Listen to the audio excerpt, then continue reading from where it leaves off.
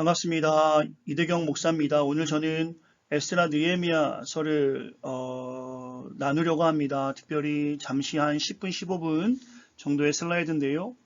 에스라 느헤미야를 개관하면서 하나님의 뜻을 보기 원합니다. 그 전에 앞에 있는 슬라이드 잠깐 보시면 혹시 영상을 보시는 분들에게 고난이 있다면 그것이 예스던 노던 우리가 할 수 있는 일이 없을 때, 있을 때 걱정할 필요가 없음을 좀 나누려 합니다. 고난이 있습니까? No. 그럼 왜 걱정하세요? 고난이 있습니까? Yes. 당신이 할 수 있는 일이 있나요? Yes. 그럼 왜 걱정하세요? No. 할 수 없는데 왜 걱정하세요? 고난은 걱정하라고 있는 것이 아니라 하나님께 기도하라고 주시는 뜻임을 알고 이 시간에 고난 가운데 있는 분들이 있다면 하나님과 더 깊이 교제하시며 하나님 말씀을 함께 보시는 시간 되길 바랍니다. 에스라서를 나누려고 합니다. 에스라는 느헤미야와 함께 예루살렘으로 돌아온 남은 자들에 대한 이야기입니다. 이 두 책은 원래 한 권이었고요. 그 중에 에스더가 포함되죠. 에스더는 포로된 땅에 머무른 자들에 대한 이야기입니다. 이 책들과 함께 학개스가나 말라기를 같이 읽는 것도 에스라 느헤미야를 이해하는데 매우 도움이 됩니다. 왜냐하면 학개스가나 말라기는 포로 후에 세운 선지자들인데요. 에스라와 느헤미야서가 바로 포로 후에 일어난 일이기 때문입니다. 포로 기한 정리를 이 슬라이드를 보시면 쉽게 알 수 있습니다. 1차, 2차, 3차 기환이 있었죠. 1차에서는 지도자인 수룹바벨을 통해서 성전 재건이 있고요. 2차에서는 에스라를 지도자로 세워서 백성들의 개혁이 일어나고요. 3차에서는 성벽이 재건되는 사건이 있습니다. 지도자는 느헤미야고요. 각각의 사건들을 보시면서 우리가 포로 기환을 정리할 수 있습니다. 참고로 이스라엘 사람들에게 자유를 준 바사왕 고레스는 누구인가? 하나님이 바사, 페르시아 지역, 지금의 이라크 지역인데요. 고레스의 마음을 감동시켰다고 에스라서에서 말씀하고 있습니다. 고레스는 바벨론을 정복하자마자 자기가 왕된 원년에 유다 포로들을 자유케 하지요. 처음 바벨론 포로로 가던 해가 기원전 605년인데요. 기원전 538년에 1차 기환이 있습니다. 약 70년 후에 돌아온 것인데 선지자들의 예언이 그대로 성취된 것이죠. 예레미야 25장 11절 12절에 보시면 이렇게 말씀합니다. 여호와의 말씀이니라 70년이 끝나면 내가 바벨론의 왕과 그의 나라와 갈대아인의 땅을 그 죄악으로 말미암아 벌하여 영원히 폐허가 되게 하되 내가 그 땅을 향하여 선언한 바 곧 예레미야가 모든 족속을 향하여 예언하고 이 책에 기록한 나의 모든 말을 그 땅에 임하게 하리라. 성경에 기록된 대로 70년 후에 바벨론에서 돌아오는 바벨론이 패망하고 다시 회복되는 역사를 성경에서는 이미 예언해 주고 있습니다.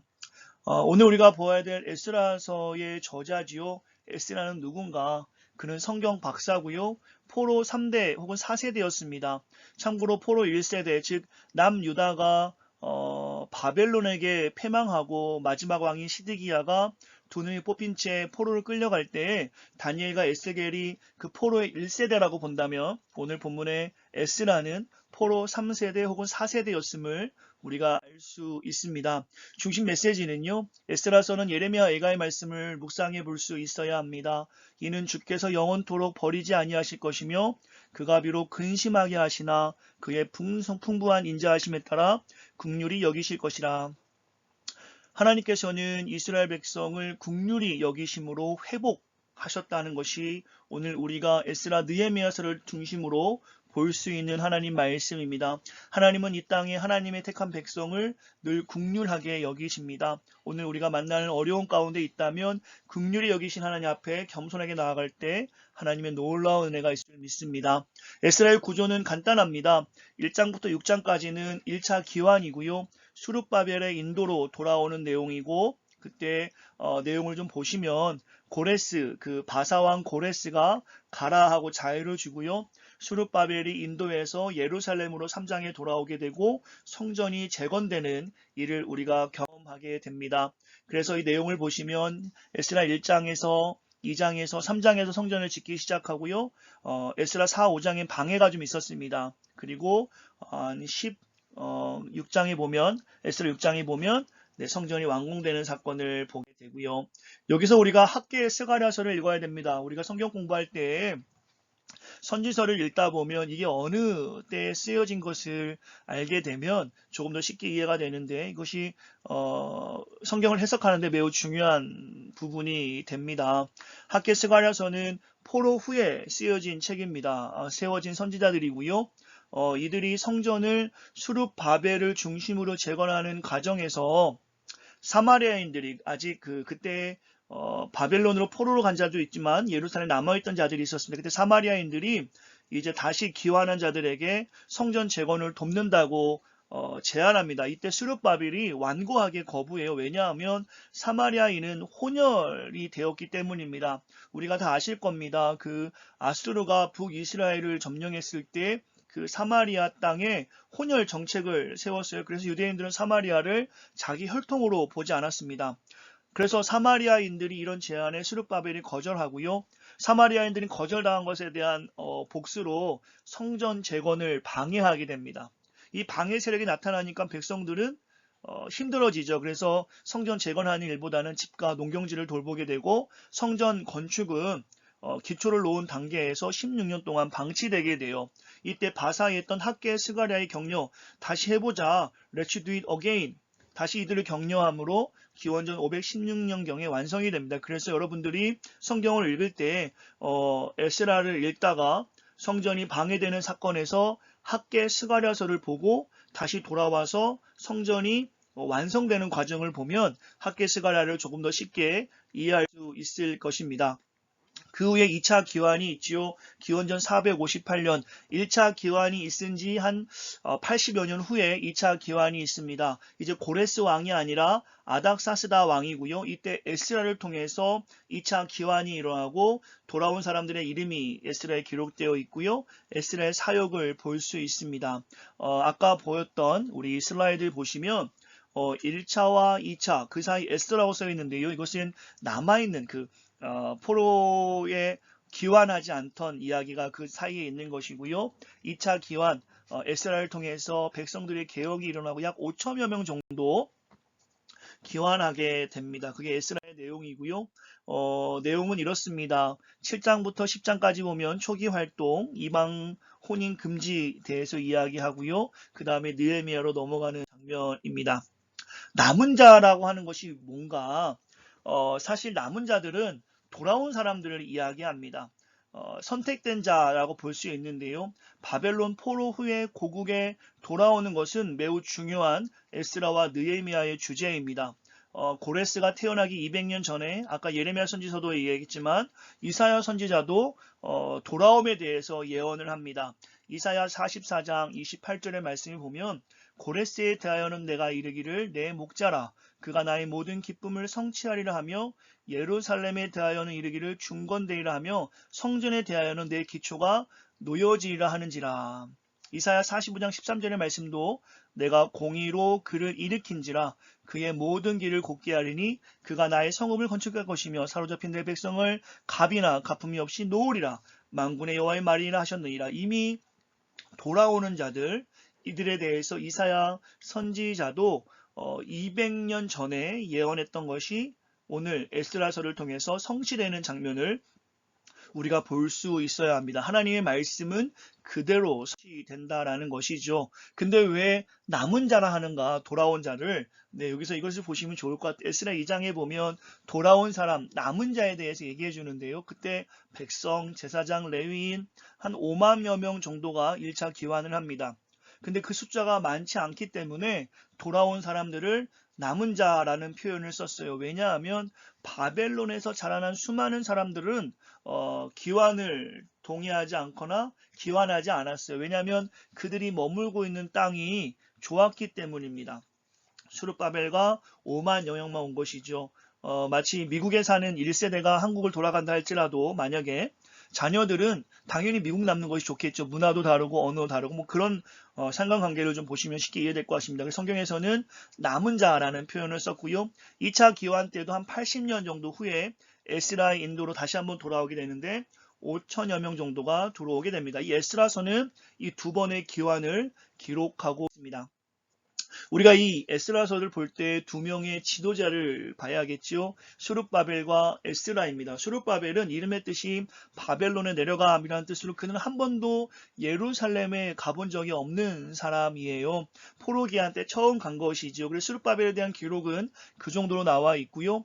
에스라는 유다의 역사에 있어서 큰 인물입니다. 그는 성전을 건립하는데 많은 공헌을 했고요. 하나님의 말씀을 확실히 세운 유대인 학자 중에 한 사람이었고, 아까 성경 박사라고 제가 말씀드렸던 것처럼 성경을 전문적으로 가르치는 사람이어서 특별한 것은 에스라 7장 12절부터 26절에 보시면 히브리어가 아닌 아람어로 작성이 되어 있습니다. 그것을 보아서 에스라는 히브리어뿐 아니라 아람어에도 능통한 사람, 구약 성경 대부분은 히브리어인데 이처럼 에스라는 많은 부분에 뛰어난 사람이었던 것을 우리가 보게 됩니다. 매우 중요한 부분인데요. 1차 기환, 2차 기환, 이 에스라서가 주는 영적 의미는 무엇인가? 이것이 지금 성경 공부를 하고 있는 이 영상을 보고 있는 분들에게 매우 중요한 의미로 되새기는 시간이 되었으면 좋겠어요. 그 땅에 돌아온다. 이것은 무엇입니까? 영적인 의미로는 그리스도와 올바른 관계의 회복입니다. 그리고 성전을 세우기 전에 단을 세웠거든요. 새로운 헌신을 이야기하고요. 새 성전을 세워졌다는 것은 매일 예배로 나아가게 됨을 말합니다. 역대상하를 보시면 성전의 의미를 중요하게 다루고 있는데요. 성전은 세 가지의 의미가 있어요. 첫째로는 하나님 우리를 택하셨다. 둘째로는 하나님 우리와 함께 하신다. 셋째로는 연합을 말씀합니다. 성전이라는 것은 그 세 가지의 중요한 의미를 보여주고 있고요. 그것은 결국에 메시아가 이 땅에 오시는 소망으로 연결이 됩니다. 그 성전이 재건됐다는 것은 하나님과 함께하는 시간, 하나님이 나와 동행하는 시간이라는 의미로 우리가 매일매일 예배로 나아가게 되는 것, 꼭 교회 건물로 가는 것이 아니라 삶의 예배자로 나아가는 삶, 이것이 회복된 것이죠. 또한 성전을 짓다가 어려운 역경이 있었죠. 방해되는 일, 이것은 우리의 신앙생활에 연단을 받는 일도 있음을 성경에서 볼 수 있고요. 이때 학개 스가랴를 통해서 다시 성전이 재건돼야 됨을 이야기하는 겉면이 있는 것은 하나님의 말씀이 예배를 통해서, 말씀을 통해서, 기도를 통해서 계속 우리에게 전해지고 있다는 것을 의미합니다. 또한 에스라, 아까 성경 박사라고 했고요. 그가 성경을 연구하는 사람이라 말씀드렸고, 하나님의 말씀에 열정을 다하는 사람, 이것은 말씀을 연구하는 성도의 삶, 하나님을 의지하는 사람이라고 우리가 영적으로 해석할 때 에스라서에 대한 의미가 더욱 우리에게 깊게 주어질 거라 확신합니다. 특별히 우리가 보아야 될 부분은 에스라의 회개운동 10장의 말씀인데요. 슬라이드에 보시는 것처럼 이때 많은 사람들이 울며 회개하는 역사가 일어납니다. 어떤 일이 있었습니까? 에스라 10장에 보시면요. 그때 당시에 많은 사람들이 이방 여인과 혼인을 하고 있었어요. 그것에 대해서 에스라가 회개의 메시지를 전합니다. 이제 그렇게 하면 안 된다. 에스라 10장 1절부터 15절까지 그 말씀이 전해지고 있고요. 읽어보시면요. 그때 11절, 12절에 중요한 내용이 있습니다. 이제 너희 조상들의 하나님 앞에서 죄를 자복하고 바로 이방 여인과 혼인한 거 말입니다. 그의 뜻대로 행하여 그 지방 사람들과 이방 여인을 끊어버리라 하니 이때 많은 사람들이 응답합니다. 모든 회중이 큰 소리로 대답하여 이르되 당신의 말씀대로 우리가 마땅히 행할 것이다. 사도행전 3장에 보셔도 베드로의 설교 후에 2장에 보시면요. 많은 사람들이 어찌할꼬 할 때 회개하라는 말씀을 그대로 시행할 때 하나님의 역사가 이루어진 것처럼 오늘 에스라 10장에서도 하나님의 말씀이 그대로 증거되어졌을 때 수많은 사람들이 즉각적으로 회개하고 주 앞에 엎드리는 장면을 보게 됩니다. 오늘 우리가 만나는 어려움의 중요한 일 중에 하나도 이 회개의 내용이 뒷받침되지 않았을 때 오는 어려움이라고 저는 생각합니다. 여러분 스스로가 한번 생각해 보시고 하나님 말씀에 비추어 봤을 때 헌신되지 못했던 삶과 행동과 생각이 있다면 이 시간에 회개하는 시간으로 주 앞에 엎드린다면 하나님께서 여러분과 저를 귀하게 사용하실 줄 믿습니다. 1차는 에스라서는 이렇게 1차와 2차 전도 여행에 대해 다루고 있고요. 느헤미야는 3차 기환을 다루고 있습니다. 기원전 445년이에요. 1차 기환 때와 2차 기환 때, 또 2차 기환 후에 약 14년 후에 3차 기환이 이루어지고 있고요. 느헤미야를 통해서 성경이 기록되어져 있습니다. 그는 첫 부분은 건축에 대해 다루고 있어요. 성벽의 건축이죠. 이제 울타리를 만드는 겁니다. 둘째 부분은 백성을 재교육하는 거예요. 느헤미야 정리하면 간단합니다. 사실 구약 학자 중에서는 이 느헤미야가 에스라가 저자가 아닌가라고 보는 분들도 있어요. 그래서 에스라를 제1서, 느헤미야를 에스라 제2서라고도 부릅니다. 뭐 그 학자만의 의견이 좀 다르고요. 내용은 이렇습니다. 1장부터 6장까지는 성벽 재건이에요. 예루살렘의 울타리를 만드는 일입니다. 성전이 지어졌으니까 말입니다. 그리고 7장부터 13장까지는 통치자 느헤미야. 그래서 간단하게 건축자 느헤미야, 뒷부분은 통치자 느헤미야, 특별히 종교개혁으로 이끌어가는 장면을 볼 수가 있습니다. 성벽 재건입니다. 느헤미야는 사실 바사 왕궁에서 일을 하던 관리였어요. 그는 높은 지위와 영향력을 가진 술 맡은 관원장이었습니다. 술 맡았다는 것은 왕이 신뢰할 만한 사람이라는 것입니다. 그의 형제가 어느 날 예루살렘과 유다의 형편을 이야기해주고 그 이야기를 들은 느헤미야가 금식과 기도하는 장면을 느헤미야 1장에서 우리가 보게 되죠. 4개월 동안 근심합니다. 왕이 신뢰했던 사람이기 때문에 느헤미야 얼굴을 바라보고 그가 얼굴이 이렇게 근심하는 표정이 가득하니까 무슨 일인지 물어보았을 때 자신의 상황을 이렇게 이야기하고 왕은 그를 위임해서 그 땅으로 보내줍니다. 그때 군사들도 보내주고 재료도 보내주는, 즉 왕의 신뢰를 얼마나 많이 받았던 사람인가를 우리가 알 수 있죠. 돌아가니 여러 가지 방해가 있었습니다. 비웃음도 있었고 압력도 있었고요. 두려움도 있었고 음모도 있었습니다. 그때 느헤미야는 4장 9절에서 이렇게 기도합니다. 우리가 우리 하나님께 기도하며 그들로 말미암아 파수꾼을 두어 주야로 방비하는데, 하나님께 기도로 나아갔다라는 것이죠. 사실 이 본문을 쭉 보면서 하나님의 일을 감당하려고 했을 때 많은 방해들을 우리는 경험하게 됩니다. 그것을 우리는 어떻게 이겨냅니까? 사실 내일부터 성경 봐야지 하면 그때마다 약속이 생기고, 기도하려고 하면 기도가 되지 않고, 또한 사람들의 방해가 있고, 영적인 일을 하려고 할 때마다 어려운 방해들이 있었는데요. 그것을 어떻게 이겨냅니까? 느헤미야 4장 9절의 말씀처럼 기도하며 이겨낼 수 있어야 하지요. 이런 경험들 많이 있을 것 같아요. 느헤미야도 하나님의 일을 감당하려고 높은 자리에 내려와서 자기 민족 고국으로 왔지만 어려움을 당했고, 그때 이 기도함으로 이겨내는 장면을 성경을 통해 보게 됩니다. 성벽이 재건됩니다. 52일 만에 성벽이 재건되고 이제 백성들을 재교육하는데요. 특별히 느헤미야 열성을 볼 수 있는 것이 후반의 장면입니다. 이 느헤미야 열성 때문에 사람들이 많이 회복이 있었어요. 그러나 느헤미야서 쓴 다음에 10년 정도 지난 후에 영적으로 다시 이스라엘은 메말라 갑니다. 그때 이스라엘 향해서 말라기서가 쓰여지게 돼요. 아까 말씀드렸던 것처럼 소선지서 중에 말라기를 이때 읽으면 좋습니다. 그래서 정리하자면 에스라를 읽다가 학계 스가랴를 중간에 읽고, 성전이 재건된 후에 느헤미야를 읽고, 느헤미야 읽으면 성벽 재건되는 걸 보시면서 느헤미야 열성 가운데 다시 사람들이 말씀 부흥 운동이 일어나고, 그 후에 한 10년이 지난 후에 그 열성이 약해질 때 하나님 말라기 선지자를 통해서 말라기서를 작성함으로 다시 한번 이스라엘 향해서 말씀 부흥 운동, 다시 한번 그 메마라진 모습을 회복하자라는 말씀이 쓰여진 것이 말라기서입니다. 이 순서대로 성경을 읽으시면 여러분과 저에게 도움이 될 것입니다. 마무리하죠. 에스라와 느헤미야를 통해서 우리가 알 수 있는 것은 회복입니다. 성전이 재건되는 것, 성벽이 재건되는 것, 재건을 회복으로 말씀하고 있고, 결국에는 성전은 메시아가 이 땅에 오심을 소망하는 것으로 연결되고 있습니다. 결국엔 소망을 기다리는 자세에 앞서서 회복이 먼저 일어나야 한다라는 것이죠. 그 회복, 진정한 회복이 있어야 소망이 있다라는 것입니다.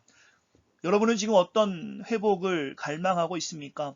어떠한 회복이든 상관이 없습니다. 그 회복이 속히 이루어져야만이 여러분이 이루고자 하는 영적인 소망이 있음을 기억하시고, 오늘 여러분 삶을 통해서 회복돼야 할 것을 회복해 보시고, 여러분이 가진 영적인 소망을 주 앞에 내어 놓음으로 우리 모두가 하나님의 은혜 가운데 승리하는, 사랑하는 온 성도들, 믿음의 자녀들 되기를 간절히 기도합니다. 감사합니다. 에스라와 느헤미야 강의를 여기서 마치도록 하겠습니다. 평안한 하루 되시기 바랍니다.